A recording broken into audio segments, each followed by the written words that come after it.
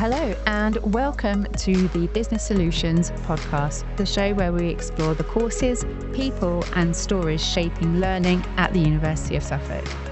Today we are talking about the Assistant Practitioner Apprenticeship, what it is, who it's for and the benefits of completing it. Joining me is Abby Davis, course lead here at the University of Suffolk. Welcome. Thank you. So Abby, could you tell me a little bit about yourself and your role at the university? Yeah, I am a registered nurse. That's my background, particularly in community nursing. I am a lecturer here in Health Apprenticeships, and I'm taking over the course lead role for the Assistant Practitioner Apprenticeship very soon. So Fabulous. So what inspired you to get involved in developing and leading in the Assistant Practitioner Apprenticeship? Well, I have worked with APs as part of an integrated nursing and therapy community team. They have been some of the most, holistic and knowledgeable and skilled practitioners that I've had the pleasure of working with. So when the opportunity came up, I really wanted to jump at the chance to help create a pathway that really values their experience and their knowledge and helps them to nurture their own potential. And it's an opportunity to kind of help equip learners with the tools to make a real difference to their communities. Fabulous. So for listeners who may not be familiar, what exactly is the Assistant Practitioner Apprenticeship? So it's a 2-year work-based program. We blend some academic learning with a work-based course. It's designed to develop skilled and compassionate practitioners who can work across a range of health and care settings. So within the assistant practitioner course, we cover different aspects of clinical knowledge, so anatomy and physiology and long-term conditions. We'll consider some practical skills like care planning and communication and how to practice safely and effectively. We'll also look at professional behaviours like teamwork and accountability and, of course, delivering person-centred, compassionate care. And so when practitioners leave, when they've completed the course, they'll go away with a level 5 qualification. Brilliant. Okay, lovely. So it does cover a lot. So who is the apprenticeship actually designed for? So what kind of roles will it actually support?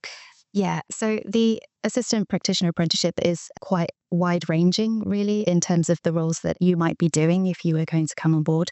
For people working in care or support worker roles who might be looking for their next step or, to underpin their existing practical skills with an understanding of the theory and the evidence base around nursing care and therapy.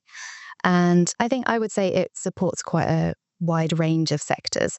You could be working in an acute hospital, you might be working in community service or in a care home or hospice, or even as a support worker for people in those kinds of services. So it's actually a really unique opportunity to kind of tailor your development around the needs of the service and the community you already work in.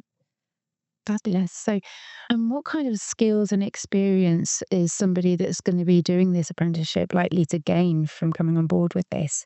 Yeah, so you will go away with quite a strong foundation in both acute and long-term care. So we'll be focusing quite a lot on rehabilitation and helping patients and clients develop lifelong skills, empowering them to care for themselves. We'll also be offering enrichment activities throughout the course on top of the curriculum, so additional stuff to help widen people's skills and knowledge base. And learners will also get to undertake placements, so they will be tailored to their employed roles, but going somewhere new and taking their skills into a new setting is a great way, I think, of building confidence and adaptability, and then also a deep understanding of person-centred care across lots of different settings. What could they get out of their further career progression by going on this apprenticeship? Absolutely. It might be that you're very happy in your current role and you just want to take some time to kind of embed those skills and that knowledge and just underpin it with some of the theory and the evidence. You might be interested in taking a next step by undertaking some more study, perhaps, doing a nursing degree or a physio degree or something along those lines. The assistant practitioner qualification is really wide-ranging and it can take you in lots of different directions. I think that's one of the great things about it. It is wide-ranging, but at the same time, you can really tailor it to where you are working and the kind of care that you are giving in your employed role. So how is this apprenticeship delivered? So it is a blended model. So I think I mentioned a blended model before. So we combine the workplace learning with in-person teaching. So you might come to campus in Ipswich, and we also offer great kind of clinical simulation sessions in our building that's set up for clinical simulation.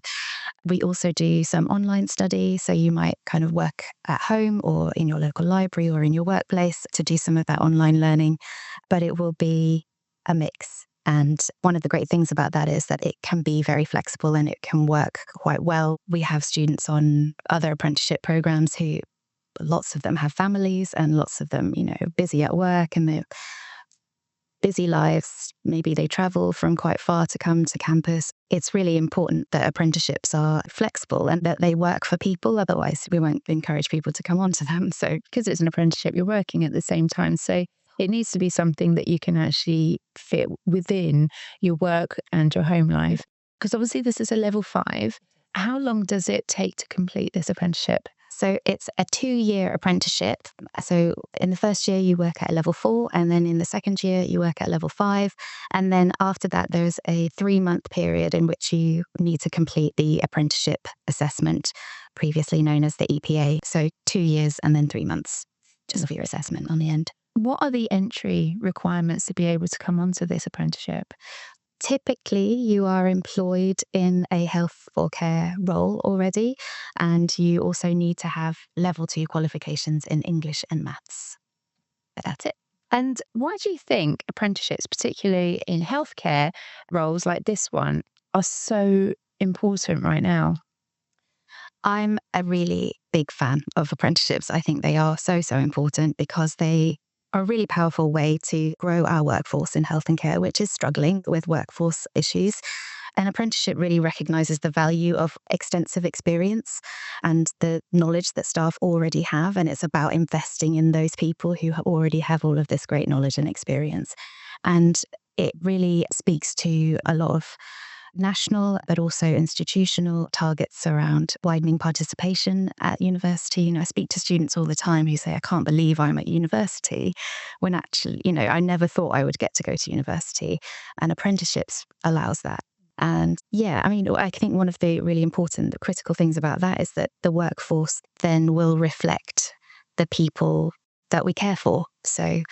And apprenticeships are just really vital for building a resilient and inclusive health and care system. I completely agree. I'm a great advocate of apprenticeships, obviously.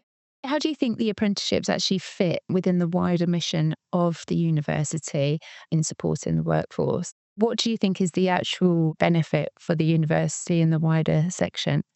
The university does really have a commitment to widening participation in higher education. It also has a great commitment to supporting local workforce needs, and apprenticeships in Suffolk are really growing all the time. And we are able as a university to develop a workforce and invest in a workforce that is already there and just needs a little bit of support. So I think one of the great things about apprenticeships also is that we co-create the curriculum. So we work with local health and care providers to develop a curriculum that really reflects the needs of the patients and clients and the system as a whole. Overall, it's about empowering communities to build themselves and to support themselves. Apprenticeships is a really brilliant way of providing high quality but accessible learning. The facilities that we have on campus is just amazing as well. Even if you're not doing healthcare, it's actually worthwhile coming around just to look at the facilities that we've got. So if someone is listening today is interested, how can they or their employer enroll somebody onto this course? Yeah, so best place to go is our website. So it's uos.ac.uk. And if you click on degree apprenticeships, you will find information about all the different apprenticeships that we do and also how to apply as well. Fabulous. And finally, what's the one key takeaway you'd like listeners to remember about the assistant practitioner apprenticeship? For me, it's that it is a really transformative opportunity. I think it's about valuing your existing experience and your existing knowledge, but it also then gives you something else as well. It enhances what you've already got, it enhances your skills and opens a lot of doors to a meaningful career in health and care. Thank you so much for joining us and telling us all about the apprenticeship. It sounds absolutely brilliant. Thank you very much. Take care. Thank you. Bye.